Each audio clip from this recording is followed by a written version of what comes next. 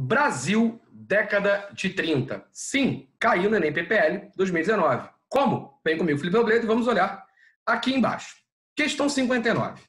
A depressão que afetou a economia mundial entre 1929 e 1934 se iniciou ainda em 1928 por uma queda generalizada nos preços agrícolas internacionais. Mas o fator mais marcante foi a crise financeira detonada pela quebra da Bolsa de Nova York. Perante o cenário econômico descrito, o Estado brasileiro assume, a partir de 1930, uma política de incentivo a: letra A, industrialização interna para substituir as importações. Letra B, nacionalização de empresas estrangeiras atingidas pela crise.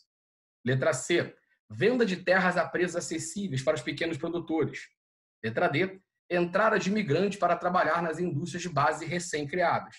E letra E, abertura de linha de financiamento especial para empresas do setor terciário. Beleza, então, vamos resolver a questão nós dois aqui, prestando atenção para os seguintes detalhes. Olha só, eu estou falando, então, da quebra da Bolsa de Nova York, certo? E, se a gente for lembrar, a crise de 29, ela vai significar, no caso brasileiro, uma crise cafeeira. Vamos lembrar, a nossa cultura econômica ela é uma cultura agroexportadora, certo? Aí lembra de alguns detalhes básicos.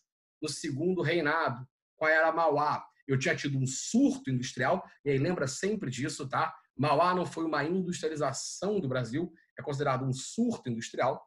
Ali no período da Primeira Guerra Mundial, eu tinha um início de indústria, sim, incipiente, muito ligado ao capital privado, indústria, por exemplo, têxtil ou de alimentos. Por exemplo, é onde vai surgir no Brasil o seu movimento operário, sobre duas lógicas. Num primeiro momento, até 1922, anarquista, anarco-sindicalista. A partir de 1922, o movimento operário muito ligado ao PCB, uma lógica comunista socialista, beleza? E aí, então, chegamos à crise de 29. Eu vou ter uma crise cafeicultora que vai sinalizar numa crise política com a quebra da política do café com leite e, por consequência, a subida, então, em 1930, de Getúlio Dornelles Vargas à presidência do Brasil, começando a chamada Era Vargas. E se você não lembra de nada disso, relaxa, senta, fica tranquilo. Aí no canal a gente tem uma lista completa, desde a Primeira República até o final da Era Vargas. Assiste que eu acho que você vai gostar. Então, olha só. Quando ele fala, então, a política do Estado brasileiro a partir de 1930, certo? Eu estou falando basicamente, então, a partir da Era Vargas. E aí, quando Vargas assume ali, e aí lembra que a Era Vargas se divide em 3 grandes fases: governo provisório, governo constitucional e Estado Novo. O Vargas, no primeiro momento, ele vai ter, na verdade, 2 posições. Por um lado, o Vargas vai precisar valorizar o café. Faz parte, afinal de contas, a nossa vocação nesse momento ela é cafeicultura. E, por exemplo, vamos jogar aí a criação do Conselho Nacional do Café.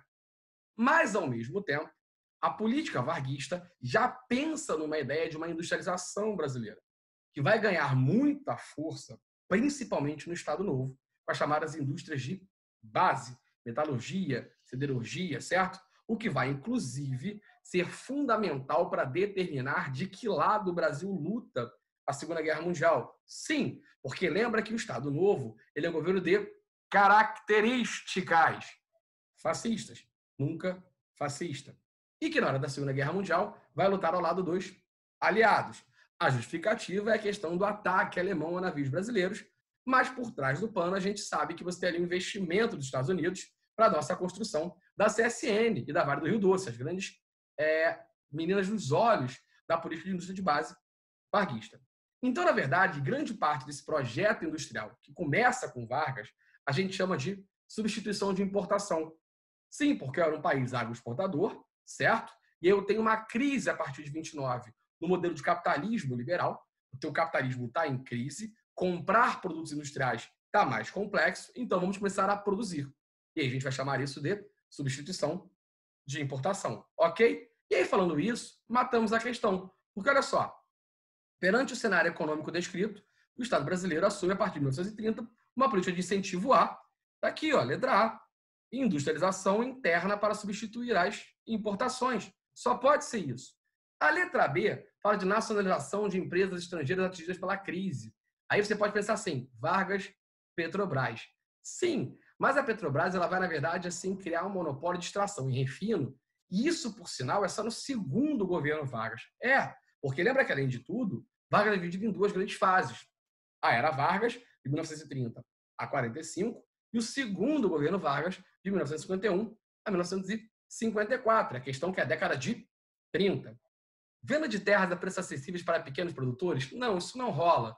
Você não tem essa ideia de você pensar numa lógica de vender terra a preço pequeno para proprietário, como se fosse quase uma reforma agrária.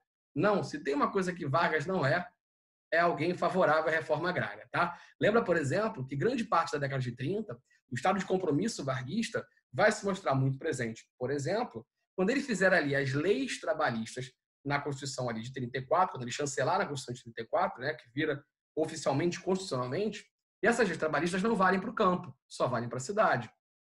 Entrada de imigrantes para trabalhar nas indústrias de base recém-criadas? Não, não tem relação nenhuma. E a abertura de linhas de financiamento especial para empresas do setor terciário, a lógica do Vargas não está no terciário, está nesse caso aqui do industrial. Beleza? Pois bem, mais uma questão feita, mais uma questão resolvida para a gente aqui do Enem PPL. Espero que tenha gostado. Um beijo e até o próximo vídeo.